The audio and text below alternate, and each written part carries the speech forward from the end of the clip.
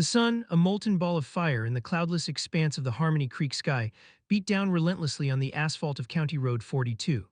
The heat shimmered above the road's surface, creating mirages that danced like playful spirits, distorting the already blurred line between the golden fields of ripening corn and the azure horizon. It was the kind of day that made the air heavy, the kind of day that bred a lethargy broken only by the insistent drone of cicadas hidden deep within the corn stalks. This was the heartland, a place where time seemed to slow to a crawl, where the rhythms of life were dictated by the seasons and the slow, steady growth of crops. But this idyllic tranquility was about to be shattered. A low rumble, at first almost imperceptible, began to build, a distant tremor that vibrated through the earth. It grew steadily, morphing into a guttural roar, a symphony of internal combustion engines straining under the weight of steel and chrome. The sound echoed across the fields, scattering a flock of crows that had been lazily circling overhead. This was not the familiar sound of a farmer's tractor or a passing truck. This was something else, something alien and menacing. 8 motorcycles, behemoths of gleaming metal and roaring power, materialized from the shimmering heat haze. They were Harley-Davidsons, mostly customized to within an inch of their lives, their chrome reflecting the sunlight like a barrage of miniature explosions. Each bike was a statement, a rolling testament to its rider's personality, adorned with custom paint jobs, skull-shaped ornaments, and enough leather to outfit a small cavalry regiment. They moved with a predatory grace, a pack of wolves on wheels, their riders hunched low over the handlebars, their eyes scanning the landscape with a mixture of boredom and anticipation. At the head of this thundering cavalcade rode a man known only as Grinder. His real name was lost somewhere in the hazy past of bar fights, broken promises, and forgotten towns. Grinder was a moniker earned, not given, a testament to his relentless, unforgiving nature and his ability to grind down anyone who stood in his way. He was a man built like a fire hydrant, short and immensely powerful, with arms thicker than most men's thighs. His face was a roadmap of a hard-lived life, etched with wrinkles that spoke of countless hours spent squinting into the sun and scars that whispered of brutal encounters. His eyes, small and piggish, were set deep within his weathered face, constantly scanning, assessing, searching for weakness. A greasy salt and pepper beard, braided and adorned with small metal rings, reached his chest, partially obscuring the faded and stained Renegade Rider's patch on his leather vest. The vest itself was a testament to his history, a patchwork of symbols and slogans that spoke of rebellion, defiance, and a deep-seated contempt for authority. The patch, in contrast, was pristine and looked brand new. Underneath the vest, a massive gut strained against the confines of a faded black t-shirt, a testament to his love of beer and greasy roadside food. Grinder was the undisputed leader of the Renegade Riders, a loosely affiliated band of motorcycle enthusiasts who operated on the fringes of the law, more a nuisance than a genuine threat, but a nuisance with a potential for violence that kept local law enforcement on edge. He ruled his small kingdom with an iron fist, demanding absolute loyalty and dispensing swift, often brutal, justice to anyone who dared to question his authority. He was a man of few words, but his presence alone was enough to command attention, and his reputation preceded him like a dark cloud. Behind Grinder, the other renegades fanned out, each a distinct character in this rolling drama. There was Brick, a mountain of a man with a shaved head that gleamed with sweat and a permanent scowl etched onto his face. Brick was Grinder's right-hand man, his enforcer, a man of few words and even fewer scruples. He was known for his brute strength and his unnerving ability to absorb punishment, a human battering ram who enjoyed inflicting pain almost as much as he enjoyed riding his heavily modified chopper. Then there was Weasel, a stark contrast to Brick's imposing presence. Weasel was small and wiry, with shifty eyes that darted nervously from side to side, constantly scanning for danger or opportunity. He was the group's scout and informant, a man who thrived on gossip and rumors, always eager to please Grinder with any scrap of information he could gather. He rode a slightly smaller, faster bike, modified for speed and agility, perfect for quick getaways and reconnaissance missions. His nervous energy was palpable, constantly fidgeting, adjusting his helmet, revving his engine unnecessarily. The rest of the gang consisted of a mixture of personalities and backgrounds. Hammer, a former construction worker with a penchant for explosives. Snake, a smooth-talking con man who could charm the pants off a nun. Ghost, a quiet, enigmatic figure who rarely spoke and seemed to blend into the background. Buzzard, an older biker, a veteran of countless rides, his face a leathered mask of experience. And Rattler, a young, hot-headed rider eager to prove himself, his bike a screaming testament to his youthful exuberance. Their destination was the McAllister Farm, a sprawling property nestled in the heart of Harmony Creek. Grinder had received a tip, a whispered rumor from a drunken informant at the Rusty Spigot, the town's only bar, that Silas McAllister, the farm's owner, had been badmouthing the renegades. Apparently, Silas had called them a bunch of overgrown children playing dress-up and a menace to the peace and quiet of decent folk. Grinder didn't take kindly to such disrespect, especially from a man he considered to be beneath him. He saw himself as a modern-day outlaw, a free spirit living by his own rules, and he demanded respect, even if it had to be extracted through fear and intimidation. The plan, as Grinder had laid it out in his usual gruff manner, was simple. Show up at the farm, intimidate Silas, maybe borrow some equipment as a form of compensation for the slander, and leave a clear message that the renegade riders were not to be trifled with. He had no intention of seriously harming Silas, at least not initially. Grinder preferred to use fear as his primary weapon, but he was not afraid to escalate if necessary. He had a reputation to uphold, after all. As they approached the McAllister farm, the landscape changed from open fields to a more enclosed, wooded area. The driveway, a long, winding gravel path, was lined with towering oak trees, their branches casting dappled shadows on the ground. The farmhouse itself was a two-story weathered structure, built in the traditional style of the region, with a wide porch that wrapped around the front and side. It was a picture of rural tranquility, a place where one would expect to find peace and quiet, not a confrontation with a gang of angry bikers. Bikes roared up the driveway, kicking up a cloud of dust and gravel that swirled around the farmhouse like a miniature dust storm. The sound echoed through the trees, a blatant intrusion on the serenity of the setting. They formed a menacing semicircle around the front porch, their engines idling with a throaty rumble, a mechanical chorus of intimidation. The porch swing, usually occupied by Martha McAllister, Silas's wife, creaked emptily in the breeze, a silent witness to the impending confrontation. Grinder dismounted his bike, his heavy boots crunching on the gravel. He surveyed the scene, his eyes narrowed, taking in every detail. He noticed the well-tended garden, the neatly stacked firewood, the old John Deere tractor parked beside the barn. It was a picture of rural prosperity, a life built on hard work and honest labor, a life that Grinder secretly envied even as he prepared to disrupt it. He gestured to Brick to scout the perimeter, checking for any signs of resistance or unexpected surprises. Brick, with his usual lack of grace, lumbered towards the barn, his massive frame casting a long shadow in the afternoon sun. Weasel, ever eager to please, began revving his engine, the high-pitched whine a deliberate act of provocation, a challenge thrown down to whoever might be inside the farmhouse. From inside the barn, the sounds of the approaching motorcycles were muffled, but not entirely obscured. Liam McAllister, Silas's son, had been working on the old John Deere, trying to coax a few more years out of its aging engine. He was a young man mid-twenties with a lean, athletic build that hinted at underlying strength and agility. He was dressed in a pair of worn jeans and a faded blue t-shirt, his hands and arms covered in grease and grime. He had the honest, hard-working look of a farmer, but there was something else about him, something that set him apart. His eyes, a clear, piercing blue, held a certain intensity, a calm focus that suggested a depth of experience beyond his years. He paused in his work, listening to the approaching roar.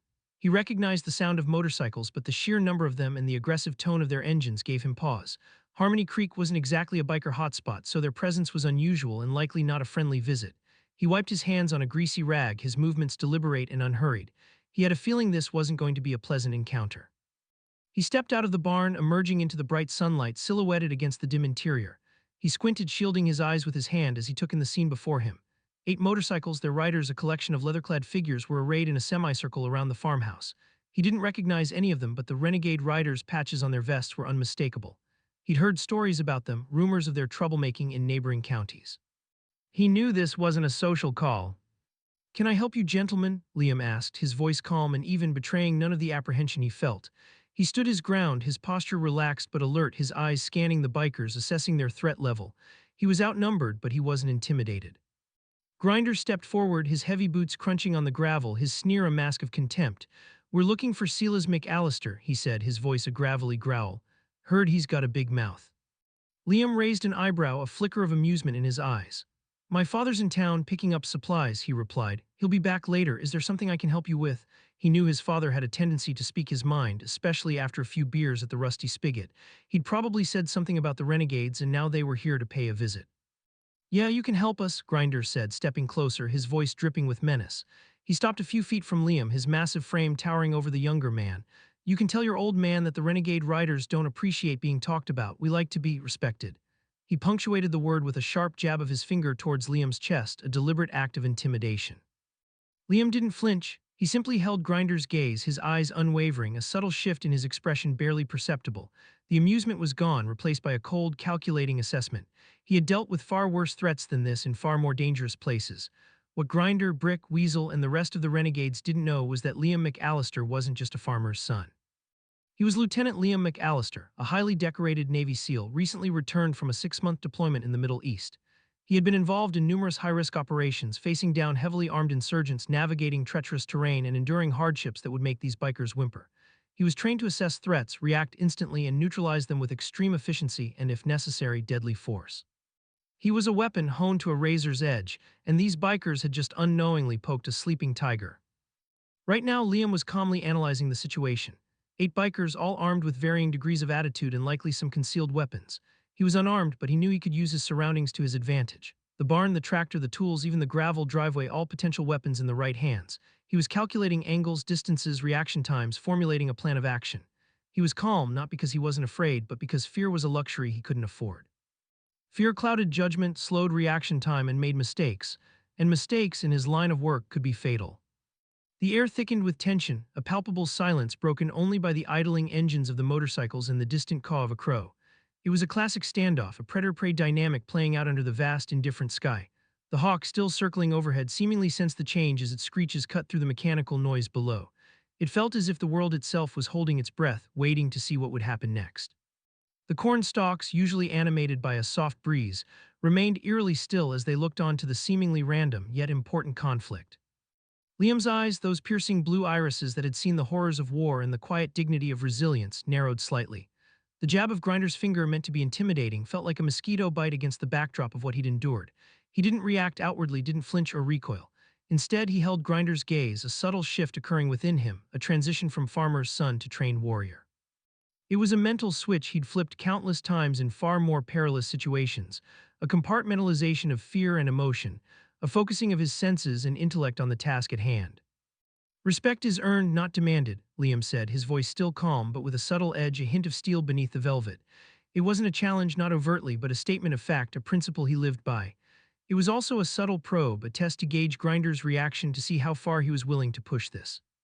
Grinder's sneer deepened, revealing yellowed teeth. He hadn't expected this kind of response. He was used to dealing with farmers, timid townsfolk, people who cowered at the sight of his biker gang. This young man, this boy, was showing a surprising lack of fear. It irritated Grinder, a fly buzzing around his head that he couldn't swat. "You got a smart mouth, boy," Grinder growled, leaning in closer, his breath hot and foul on Liam's face. "You need to learn some manners." "Maybe," Liam said, his voice still unwavering.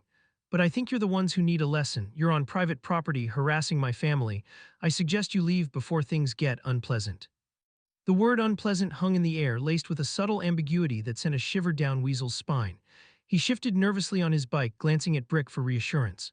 Brick, however, remained impassive, his face a granite mask, his eyes fixed on Liam, waiting for Grinder's signal. Grinder chuckled, a harsh, grating sound. "Unpleasant? You think you can make things unpleasant for us?" He gestured towards his fellow renegades, a sweeping motion that encompassed their collective menace. "We're 8, you're 1, you do the math." Liam didn't respond immediately. He let Grinder's words hang in the air, let the implied threat sink in. He slowly scanned the faces of the other bikers, taking in their expressions, their body language. He saw the bravado, the eagerness for a fight, but he also saw a flicker of uncertainty in some of their eyes. They were thugs, bullies, but they weren't hardened killers. They were used to preying on the weak, on those who were intimidated by their appearance and their numbers. He was different. "Numbers don't always tell the whole story," Liam finally said, his voice still low but with a growing intensity that was beginning to penetrate Grinder's thick skull. "It's about who's willing to go further, who's got the training, the experience." He emphasized the last word, letting it linger, hinting at a past that Grinder couldn't possibly comprehend. The subtle shift in Liam's demeanor, the almost imperceptible hardening of his gaze, the quiet confidence that radiated from him began to unsettle the renegades. Even Brick, the usually unflappable enforcer, shifted his weight slightly, a flicker of unease in his eyes. They were starting to realize that this wasn't the easy target they had anticipated. Grinder, however, was too blinded by his own ego and rage to fully grasp the danger. He saw Liam's calm demeanor as weakness, his refusal to be intimidated as arrogance. He decided to escalate, to push Liam to the breaking point. "I'm tired of talking," Grinder snarled. He turned to Brick. "Brick, show this punk what happens when you disrespect the renegade riders." Brick nodded, a slow, deliberate movement of his massive head. He dismounted his bike, his boots thudding on the gravel. He cracked his knuckles, a sound that echoed in the tense silence. He was a mountain of muscle and menace, a walking embodiment of brute force. He started towards Liam, his eyes cold and devoid of emotion. Liam didn't move. He stood his ground, his body relaxed, his hands at his sides, but his senses were on high alert. He was watching Brick's every move, calculating his approach, anticipating his attack. He knew he couldn't afford to make a mistake. Brick was bigger, stronger, and likely had some fighting experience. But Liam had something Brick didn't: the training, the discipline, and the ruthless efficiency of a Navy SEAL. As Brick closed the distance, Liam's mind raced. He ran through various scenarios, calculating angles, distances, and potential countermoves. He had been trained in hand-to-hand combat and close-quarters battle and how to neutralize an opponent quickly and decisively. He knew how to exploit weaknesses, how to use leverage, how to turn an opponent's strength against them. He had been in life-or-death situations before, and he had always come out on top. This was just another situation, another challenge to overcome. Brick lunged, throwing a massive right hook aimed at Liam's head.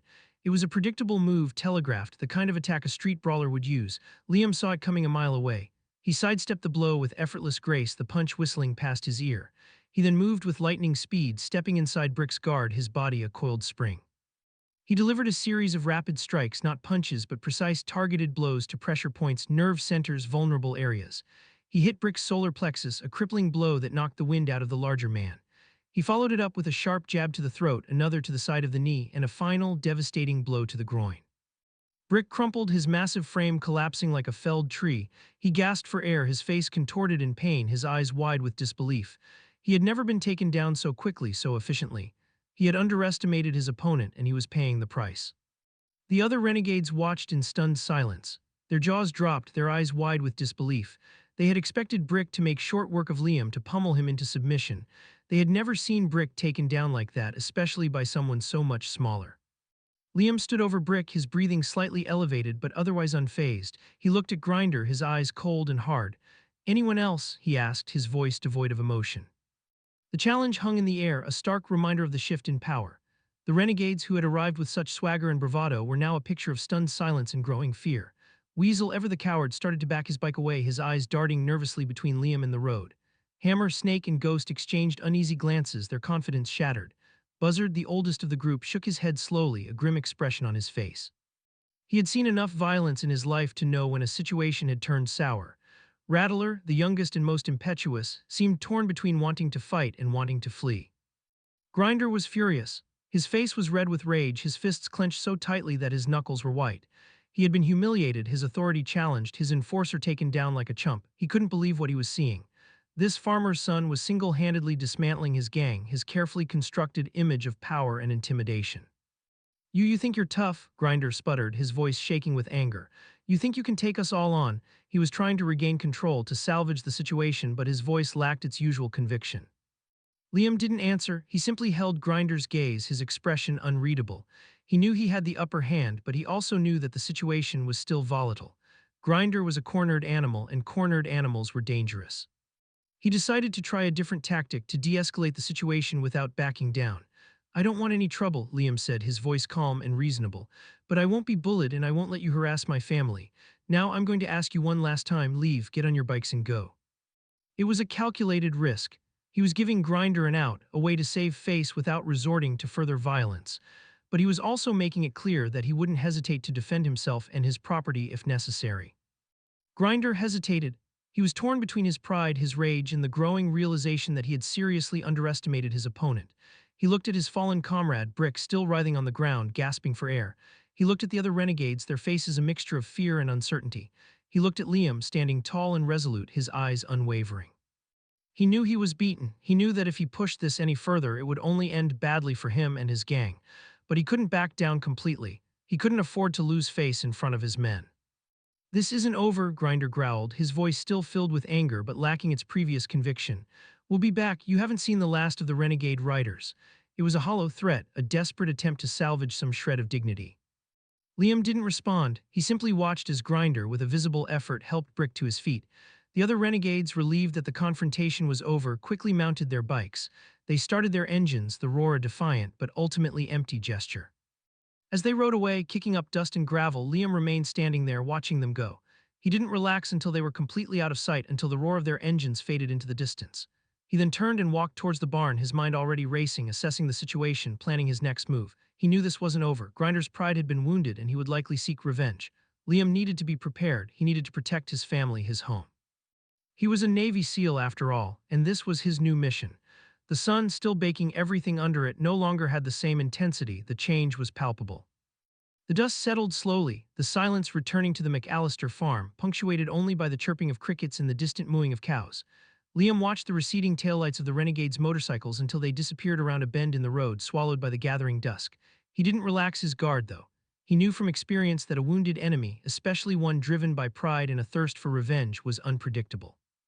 He turned his attention to Brick, who was still slumped on the ground, groaning and clutching his groin. Liam approached him cautiously, his senses on high alert. He knelt down, keeping a safe distance, and assessed the biker's condition. Brick was in pain, but he wasn't seriously injured. Liam's strikes had been precise, designed to disable, not to maim. "You all right?" Liam asked, his voice devoid of sympathy. It wasn't a question born of concern, but of practicality. He needed to know if Brick was still a threat.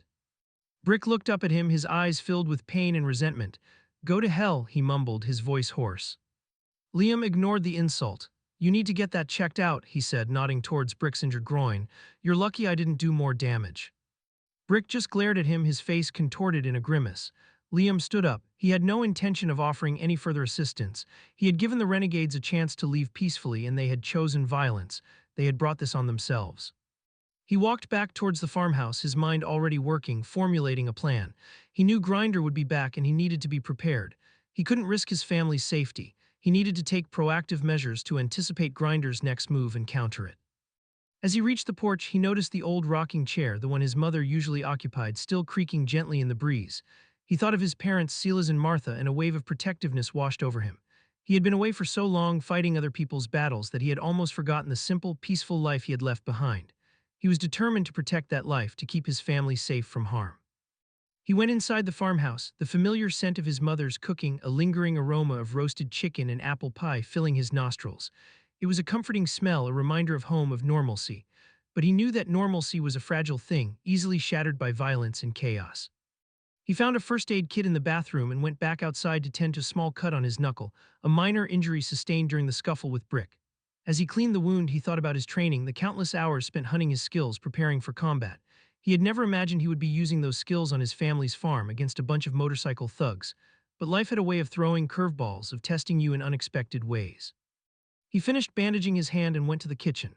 He found a notepad and pen and began to jot down a list of things he needed to do. He needed to reinforce the security of the farm, to make it harder for the renegades to launch another attack. He needed to gather intelligence, to find out more about Grinder and his gang, their habits, their hangouts, their weaknesses.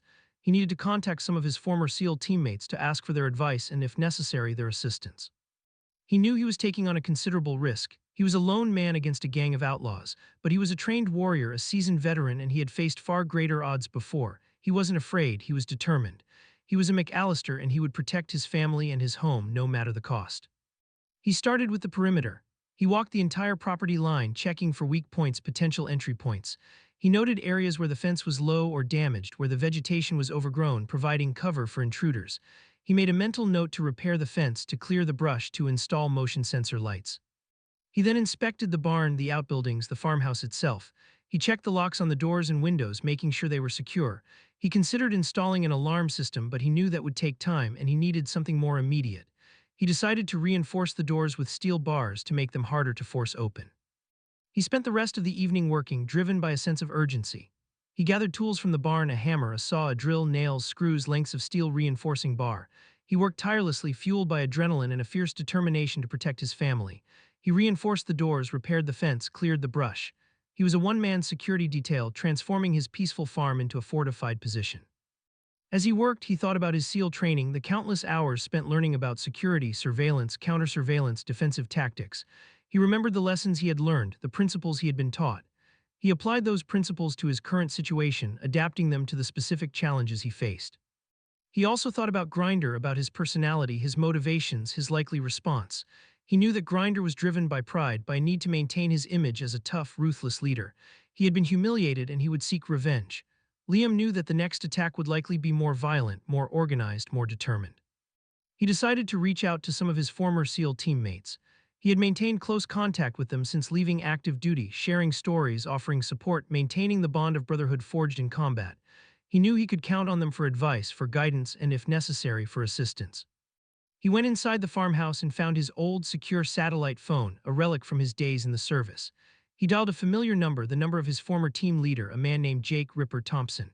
Ripper was a legend in the SEAL community, a seasoned veteran with a reputation for being calm under pressure, resourceful, and utterly ruthless when necessary. The phone rang several times before Ripper answered. "McAllister, is that you, you old sea dog?" Ripper's voice was gruff but friendly. "Ripper, it's good to hear your voice," Liam said. "I need your advice." "Shoot," Ripper said. "What's going on?" Liam quickly explained the situation, describing the encounter with the renegade riders, Grinder's threat, his concerns about his family's safety. He didn't ask for direct assistance, not yet, but he wanted Ripper's assessment of the situation, his recommendations. Ripper listened patiently, asking clarifying questions, probing for details. He was a master strategist, a tactical genius, and he quickly grasped the nuances of the situation. Sounds like you poked a hornet's nest, McAllister, Ripper said, his voice serious. These biker gangs can be unpredictable, especially when their pride is wounded. You're right to be concerned. What do you suggest? Liam asked. First, secure your perimeter, Ripper said. Make it as difficult as possible for them to get to you. Second, gather intelligence. Find out everything you can about these renegades, their numbers, their weapons, their hangouts, their connections. Knowledge is power. I'm already working on that, Liam said. I've reinforced the doors, repaired the fence, cleared the brush. I'm also trying to find out more about the gang. Good, Ripper said. Third, be prepared for anything. They might come back at night, they might try to ambush you, they might even try to hurt your family. You need to be ready for all contingencies. I am, Liam said, his voice firm. I won't let them hurt my family. I know you won't, Ripper said. You're a SEAL, McAllister, you're trained for this, but don't underestimate these guys. They might be a bunch of thugs, but they can still be dangerous. I understand, Liam said. And one more thing, Ripper added. Don't hesitate to call for backup. If you need help, we're here for you. We're brothers, remember. I appreciate that, Ripper, Liam said. I really do. I'll keep you posted. They talked for a few more minutes, discussing specific tactics, potential scenarios, contingency plans. Ripper's advice was invaluable, confirming Liam's instincts, providing him with additional insights. After hanging up, Liam felt a renewed sense of confidence. He wasn't alone. He had the support of his former teammates, his brothers in arms. He had a plan, a strategy, and he was prepared to execute it. He spent the rest of the night patrolling the perimeter, checking the defenses, remaining vigilant. He didn't sleep. He catnapped in short bursts, his senses always alert, listening for any unusual sounds, any signs of approaching danger. The local sheriff was made aware of the events, but he had limited men. He was a warrior standing guard over his family, his home. He was a farmer's son, protecting the land he loved. He was a Navy SEAL ready to face whatever challenges lay ahead. The conflict was brewing, and he was in the eye of the storm. The night remained quiet, the darkness profound, and while a sense of calm could be sensed, it was evident that everything could change in a flash. The pre-dawn light, a faint gray glimmer on the eastern horizon, began to paint the sky, chasing away the shadows of the night. Liam, fueled by adrenaline and a potent blend of coffee and sheer willpower, was still on watch. He had patrolled the perimeter of the McAllister farm countless times throughout the night, his senses hyperalert, his mind constantly analyzing, planning, preparing. He had seen no sign of the renegades, but he knew that didn't mean they weren't coming. Grinder was a man of his word in his own twisted way, and he had promised to return. As the sky brightened, Liam decided to take a more proactive approach. He couldn't just sit and wait for the renegades to attack. He needed to gather more intelligence to find out their plans, their movements. He decided to drive into Harmony Creek to visit the Rusty Spigot, the bar where his father had supposedly badmouthed the gang. He knew it was a risk, venturing into potential enemy territory, but he felt it was a necessary one.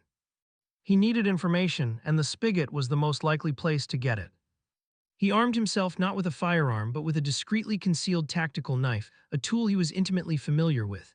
He didn't want to provoke a confrontation, but he was prepared to defend himself if necessary. He got into his father's old pickup truck, a vehicle that blended in with the rural landscape, and drove towards town. The Rusty Spigot was a typical small-town bar, a dimly lit wood-paneled establishment with a worn-out bar, a few tables, and a jukebox that played a constant stream of classic country music. It was early and the bar was mostly empty, except for a couple of regulars nursing their morning beers and a lone bartender, a middle-aged woman with tired eyes and a senile expression polishing glasses. Liam sat at the bar ordering a coffee. He kept his demeanor casual, unassuming, trying to blend in with the surroundings. He observed the bartender, trying to gauge her personality, her willingness to talk. He decided to be direct but cautious.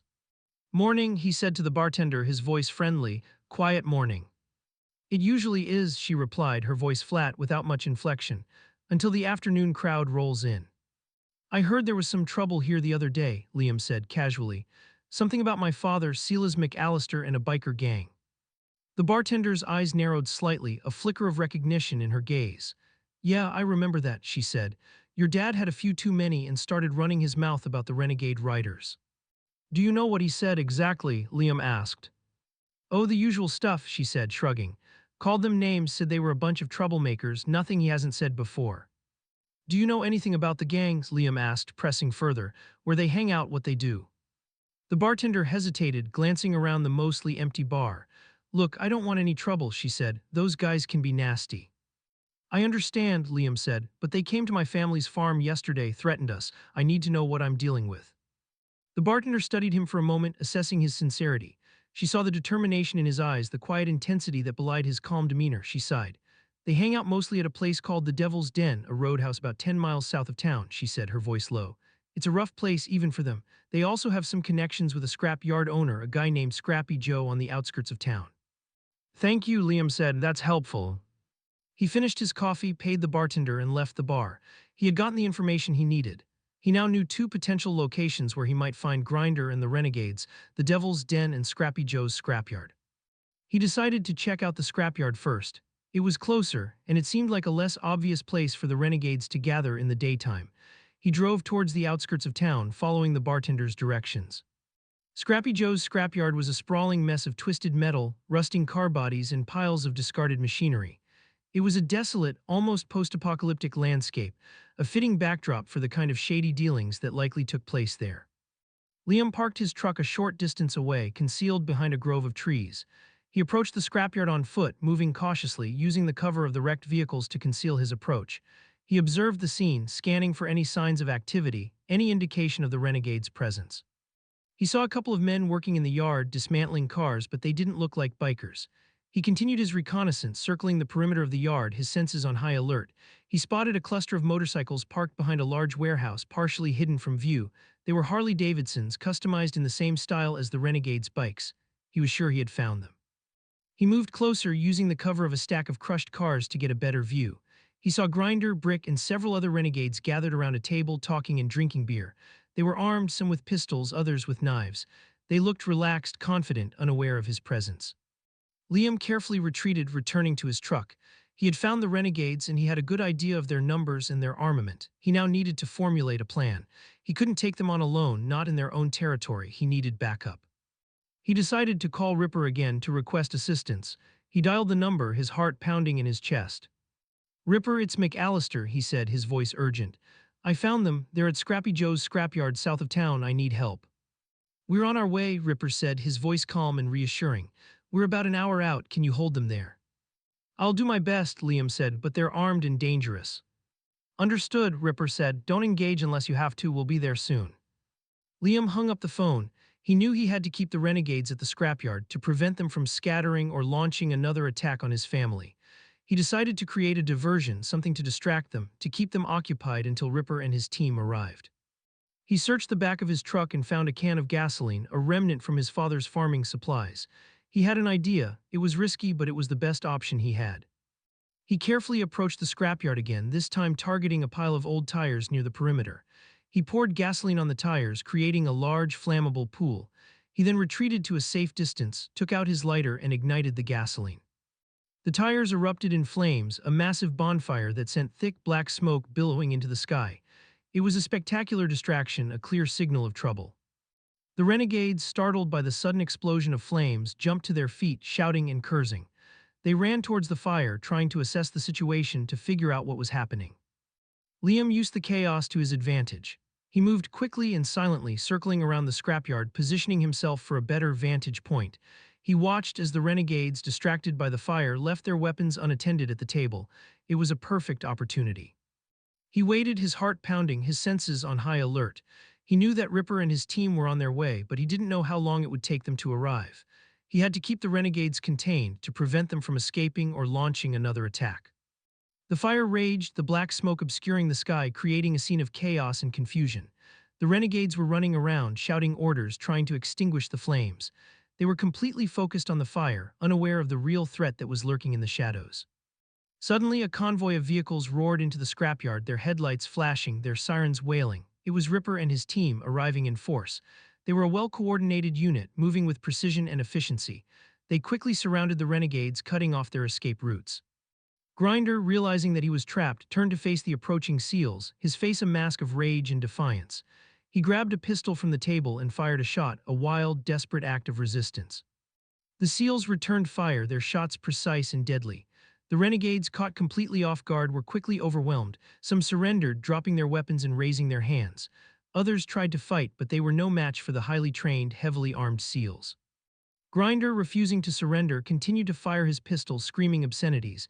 He was a cornered animal, fighting to the last. Liam, seeing that Grinder was about to shoot one of his teammates, raised his own weapon, a rifle he had retrieved from his truck. He fired a single shot, a clean, precise shot that struck Grinder in the chest. Grinder fell to the ground, his pistol clattering on the concrete. The fight was over. The renegade riders were defeated. The local sheriff arrived shortly after, taking custody of the surviving renegades. The fire was extinguished, the smoke cleared, and the scrapyard returned to its usual state of desolate quiet. Liam stood with Ripper, watching as the police loaded the renegades into vans. He felt a sense of relief, of closure. He had protected his family, his home. He had done his duty. "Thanks, Ripper," Liam said, his voice filled with gratitude. "I couldn't have done it without you." "We're brothers, McAllister," Ripper said, clapping him on the shoulder. "We always have each other's backs." Liam looked out at the farm, no longer feeling the weight of the world. His parents returned and hugged him, and he knew that despite all the chaos, he was home, safe, and the protector he was always meant to be. The sun rose completely, bathing Harmony Creek in a golden light, a symbol of a new day, a new beginning. The threat was over, and peace had returned to the valley.